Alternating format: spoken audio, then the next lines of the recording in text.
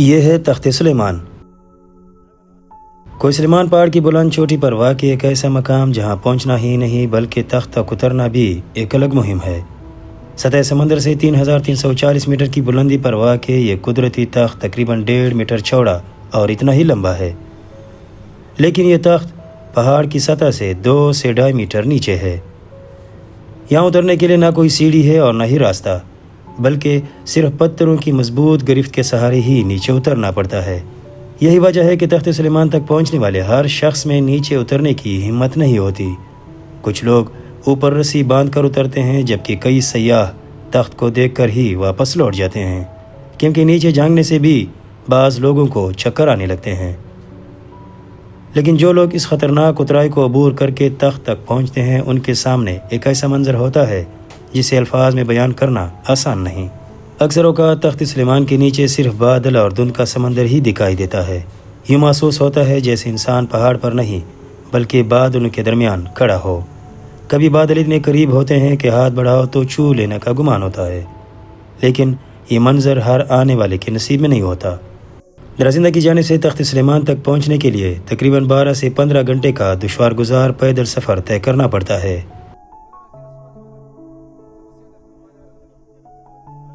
تخت اتر کر بعض سیاح نوافل پڑھتے ہیں اور بعض دعائیں مانگتے ہیں، جس کی وجہ سے یہ مقام صرف ایک قدرتی عجوبہ نہیں بلکہ عقیدت رکھنے والوں کے لیے بھی خاص اہمیت رکھتا ہے۔ تخت سلیمان صرف ایک چٹانی تخت یا بلند مقام کا نام نہیں، بلکہ یہاں تک پہنچنے کا پورا سفر اپنی جگہ ایک یادگار داستان ہوتا ہے۔ راستے میں پھیلی سرسبز وادیاں، پھسلن بھرے چٹانی راستے، گھنے جنگلات، پہاڑوں کو کاٹ کر کھائیوں کے اوپر بنائے گئے تنگ راستے، مشکل اور چٹانی اترائیاں اور چڑھائیاں، سادہ مگر پرسکون اور خوبصورت گاؤں، اور پھر رات کے وقت کھلے آسمان تلے آگ جلا کر دوستوں کے ساتھ شغل تماشے، یہ سب اس سفر کو ایک ایسی یاد میں بدل دیتے ہیں جسے شاید کبھی بلایا نہ جا سکے۔ یہ میرے اسی سفر کی صرف ایک جھلک ہے۔ اس پورے سفر کی مکمل ڈاکومنٹری، راستے کی دشواریاں، خوبصورت مناظر، دوستوں کے ساتھ گزارے ہوئے لمحات اور تخت سلیمان تک پہنچنے کی پوری کہانی بہت جلد آپ کے ساتھ شیئر کروں گا۔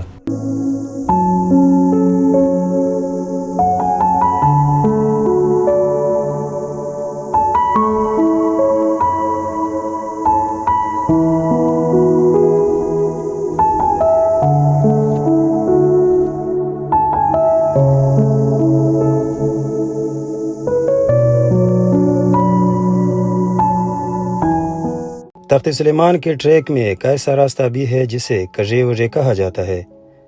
یہ راستہ 2 حصوں پر مشتمل ہے اور دونوں حصوں کی لمبائی تقریباً 70 سے 80 میٹر ہے، جبکہ چوڑائی 2 سے 2.5 میٹر۔ البتہ پہلے حصے کے آخری موڑ پر راستہ بالکل 1 میٹر کے قریب رہ جاتا ہے۔ دونوں راستے پہاڑ کے درمیان، ایک طرف عمودی چٹان اور دوسری طرف گہری کھائی، اور درمیان میں یہ راستہ۔ نیچے کا منظر انتہائی خوبصورت ہے، خاص طور پر جب موسم صاف ہو اور دور دور تک پہاڑوں اور وادیوں کا نظارہ دکھائی دے۔ لیکن یہاں عموماً دھند چھائی رہتی ہے، اور اگست کے مہینے میں تو دھند اس راستے کا ایک مستقل حصہ معلوم ہوتا ہے۔ پہلے راستے کو جب آپ دور سے دیکھتے ہیں تو یقین ہی نہیں آتا کہ یہاں سے گزرنے کے لیے کوئی راستہ بھی موجود ہوگا۔ سامنے صرف پہاڑ اور اس کے ساتھ نیچے گہری کھائی، لیکن جیسے ہی آپ قریب پہنچتے ہیں تو منظر بالکل بدل جاتا ہے۔ پہاڑ کے درمیان ایک انتہائی ہموار اور خوبصورت راستہ آپ کے سامنے ہوتا ہے، جبکہ کھائی کے کنارے چلغوزے کے درخت اس راستے کی خوبصورتی میں مزید اضافہ کرتے ہیں۔ دونوں راستے بظاہر مختصر ہیں، لیکن اس کی اصل خوبصورتی یہ ہے کہ اسے جہاں بنایا گیا ہے، ایک طرف پہاڑ، دوسری طرف گہری کھائی، نیچے شاندار قدرتی مناظر اور اوپر اکثر دھند میں چھپا ہوا تخت سلیمان۔ تخت سلیمان کی جانب جانے والے راستے میں ایک انتہائی خوبصورت گاؤں آتا ہے جس کا نام تورتر ہے۔ یہی وہ جگہ ہے جہاں تخت سلیمان جانے والے بہت سے سیاح اپنے سفر کے پہلے پڑاؤ کے طور پر قیام کرتے ہیں۔ یہاں کا ماحول اپنی سادگی میں ہی بہت خوبصورت ہے۔ چاروں طرف سرسبز گھاس کے میدان، درمیان میں چند کچے گھر اور پہاڑوں کے دامن میں بسا ہوا یہ چھوٹا سا گاؤں، ایسا لگتا ہے جیسے قدرت نے اسے خاص طور پر مسافروں کے آرام کے لیے آباد کیا ہو۔ گاؤں میں جس حجرے کا آپ دیکھ رہے ہیں، یہ کبڈی کے مشہور پہلوان غفور پہلوان کا حجرہ ہے۔ تخت سلیمان کی طرف آنے جانے والے سیاح یہاں کچھ دیر آرام کرنے، چائے پینے یا رات گزارنے کے لیے ٹھہرتے ہیں۔ غفور پہلوان اور اس کے بھائی سیراب خان اپنی مہمان نوازی کے لیے بہت مشہور ہیں۔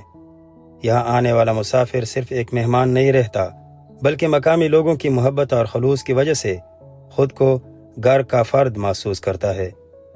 گاؤں تورتیجے سے کچھ فاصلے پر ایک ایسا لکڑی کا پل بھی موجود ہے جو تقریباً 70 سال پہلے 2 مقامی باشندوں نے بنایا تھا۔ یہ پل ایک گہری گھاٹی کے اوپر قائم ہے اور آج بھی لوگوں کے آمد و رفت کا ذریعہ ہے۔ اس پل کی وجہ سے مقامی لوگوں اور تخت سلیمان کی طرف آنے جانے والے سیاحوں کو ایک نسبتاً آسان راستہ مل جاتا ہے، ورنہ انہیں ان کے مقابلے میں ایک اور زیادہ مشکل راستے سے گزرنا پڑتا۔ اور گاؤں تورتیجے کی ایک اور خاص بات یہ ہے کہ تخت سلیمان کا اکلوتا چشمہ بھی اسی گاؤں کے قریب ہے، جسے مقامی لوگ فرش کا چشمہ کہتے ہیں۔ پہاڑی کے درمیان سے نکلنے والا یہ چشمہ انتہائی ٹھنڈا اور میٹھا ہے۔ لمبے اور تھکا دینے والے سفر کے بعد اس چشمے کا ٹھنڈا پانی صرف پیاس ہی نہیں بجھاتا، بلکہ جیسے مسافروں کی ساری تھکن بھی اپنے ساتھ بہا لے جاتا ہے۔ گاؤں تورتیجے شاید نقشے پر ایک چھوٹا سا گاؤں ہو، لیکن تخت سلیمان کے سفر میں اس کی اہمیت بہت بڑی ہے۔ یہ مسافروں کا پہلا پڑاؤ، مقامی مہمان نوازی کی ایک خوبصورت مثال اور پہاڑوں کے درمیان قدرت کا ایک حسین تحفہ ہے۔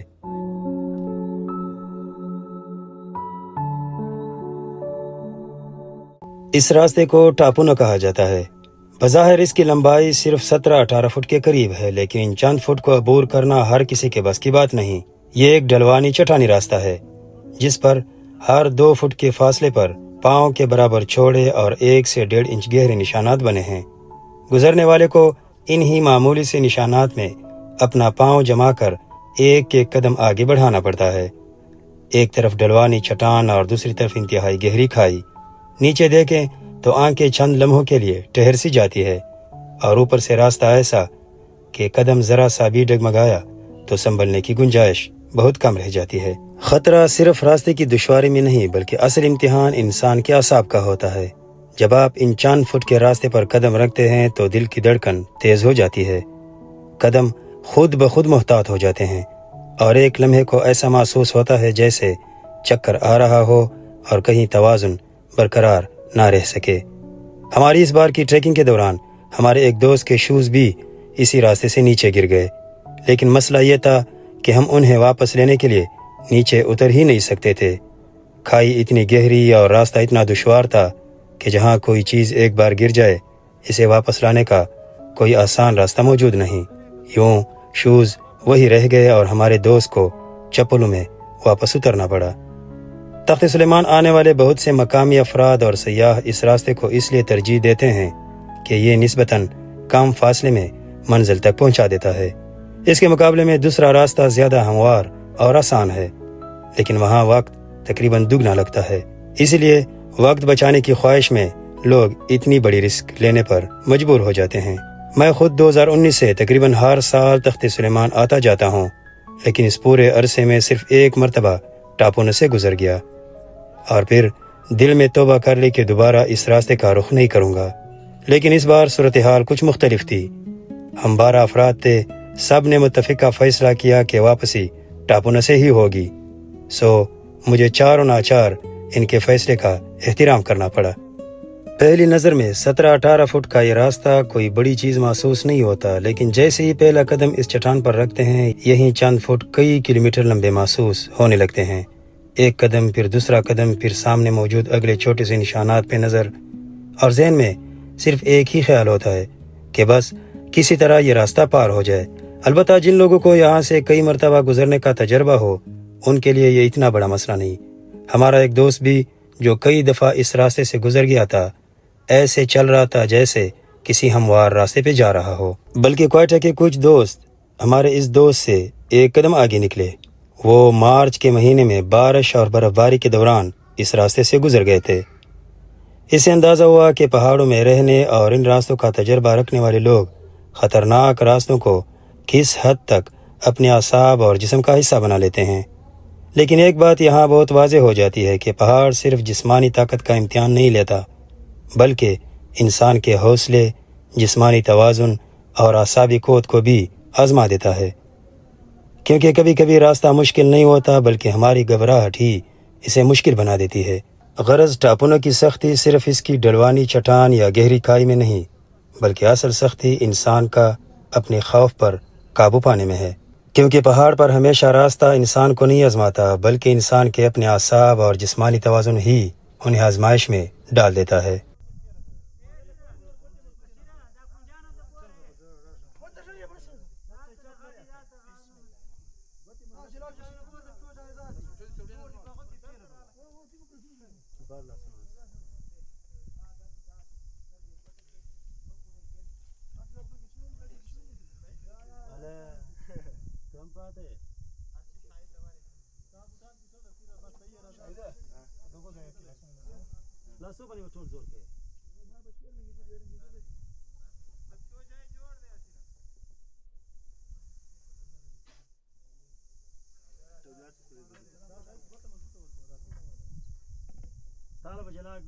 تخت سلیمان کا ٹریک مشکل ضرور ہے مگر ناممکن نہیں۔ تقریباً 12 سے 15 گھنٹے کے اس طویل ٹریک میں کئی ایسے مقامات اور راستے آتے ہیں جہاں چٹانی راستے، گہری کھائیوں کے اوپر سے گزرتے تنگ راستے، سخت چڑھائیاں اور اترائیاں جسمانی مشقت کا امتحان لیتی ہے، لیکن ساتھ ہی قدرت کے دلکش نظارے بھی انسان کی ساری تھکن بھلا دیتی ہے۔ انہی راستوں میں سے ایک راستہ تبک کے نام سے مشہور ہے۔ یہ انتہائی سخت چڑھائی اور تنگ راستے پر مشتمل ہے، جہاں ایک طرف پہاڑ کی دشوار گزار چڑھائی ہے تو دوسری جانب نیچے وادی کے خوبصورت نظارے۔ اس راستے سے اوپر چڑھنے میں زیادہ سے زیادہ تقریباً آدھا گھنٹہ لگتا ہے، جبکہ اس کا متبادل راستہ نسبتاً آسان ہے، لیکن وہاں سے 1.5 سے 2 گھنٹے تک کا وقت لگ سکتا ہے۔ یہی وجہ ہے کہ زیادہ تر سیاح اور مقامی افراد مختصر مگر سخت چڑھائی والے راستے کو ہی ترجیح دیتے ہیں۔ البتہ بزرگ افراد اور سامان سے لدے جانوروں کو عموماً دوسرے نسبتاً آسان راستے سے لے جایا جاتا ہے۔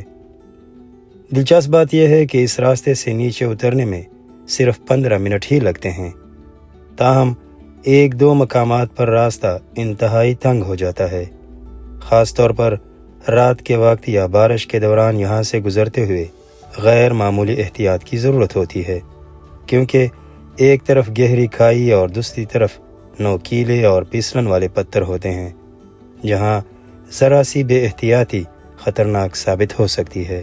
دور سے اس پہاڑی پر چڑھائی دیکھے تو ایسا محسوس ہوتا ہے جیسے آسمان کی طرف کوئی سیڑھی لگی ہو، لیکن جب آپ اس کے قریب پہنچتے ہیں تو اندازہ ہوتا ہے کہ یہ چڑھائی اتنی خوفناک نہیں جتنی دور سے دکھائی دیتی ہے۔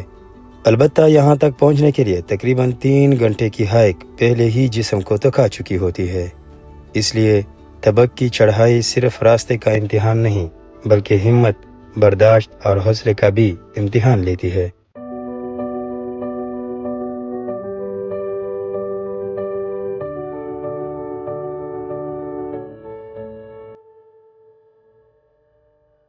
یہ تخت سلیمان کی سب سے مشکل چڑھائی ہے، جسے گٹکائی کہا جاتا ہے۔ لگتا ہے جیسے یہ چڑھائی انسان کی فزیکل فٹنس کا امتحان لیتی ہو۔ اسے عبور کرنے میں تقریباً 1.5 گھنٹہ لگ جاتا ہے۔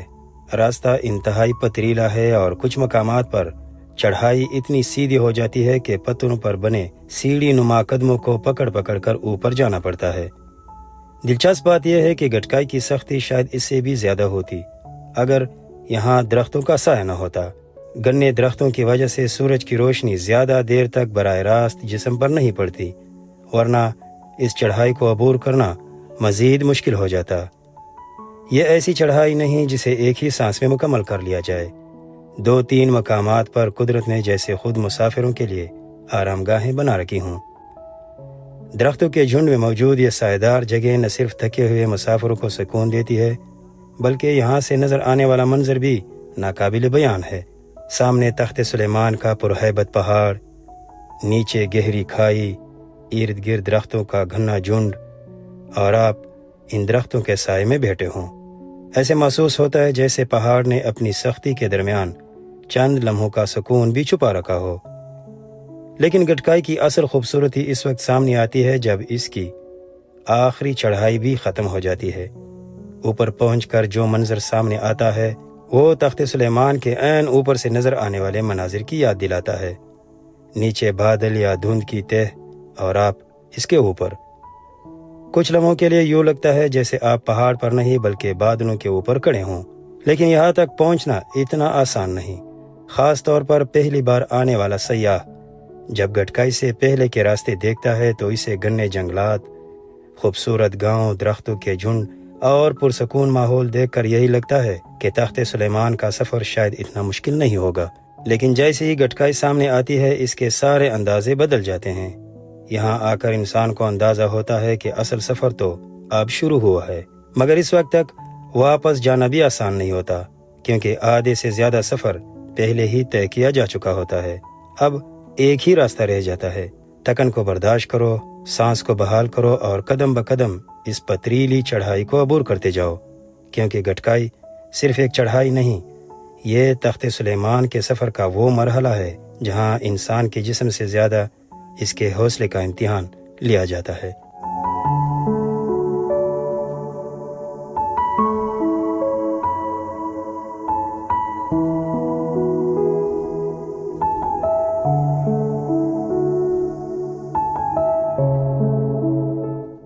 یہاں کی سیاحت کے فروغ میں سب سے بڑی رکاوٹ خوبصورتی کی کمی نہیں بلکہ پینے کے لیے صاف پانی کی عدم دستیابی ہے۔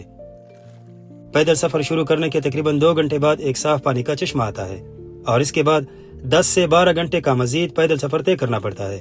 اس 10 سے 12 گھنٹے اور تخت سلیمان تک تقریباً 14 کلومیٹر کے راستے میں کوئی دوسرا چشمہ یا صاف پانی دستیاب نہیں۔ دہائیوں پہلے بنائے گئے ان تالابوں میں بارش کا پانی جمع کیا جاتا ہے اور یہی پانی یہاں پینے اور دیگر ضروریات کے لیے استعمال کیا جاتا ہے۔ صورتحال یہ ہے کہ ان تالابوں پر ایک ہی وقت میں انسان اور جانور اپنی پیاس بجھانے آتے ہیں۔ پانی کی حالت ایسی ہوتی ہے کہ اس کی بدبو سے ناک پکڑ کر پانی پینا پڑتا ہے۔ ہم نے بھی ایک مقام پر جہاں پانی کا صرف ایک قطرہ ٹپک رہا تھا اپنی دو بوتلیں بھری۔ یہی 2 بوتلیں ہمارے کئی گھنٹوں کے سفر میں پیاس بجھانے اور دیگر ضروریات کا سہارا بنی۔ ہم چاہے لاکھ کوشش کر لیں یہاں کی خوبصورتی دنیا کو دکھائیں، یہاں کی سادہ زندگی، صاف ستھرا ماحول، مقامی لوگوں کی مہمان نوازی، خوبصورت حجرے، گھنے جنگلات اور بادلوں میں چھپے پہاڑوں کے دلکش نظارے دکھائیں، لیکن بات آخرکار واپس اسی بنیادی سوال پر آخر رک جاتی ہے۔ زندگی کی سب سے ضروری چیز یعنی پینے کا صاف پانی کیا یہاں دستیاب ہے؟ تو جواب ہے نہیں۔ اور شاید یہی وہ سب سے بڑی وجہ ہے جو تخت سلیمان جیسے خوبصورت علاقے کو، سیاحوں کی بڑی تعداد کو یہاں آنے سے روکے رکھا ہے۔ اگر یہاں پینے کے لیے صاف پانی کا مناسب انتظام ہو جائے تو یقیناً اس علاقے کی سیاحت کو پار لگ سکتے ہیں۔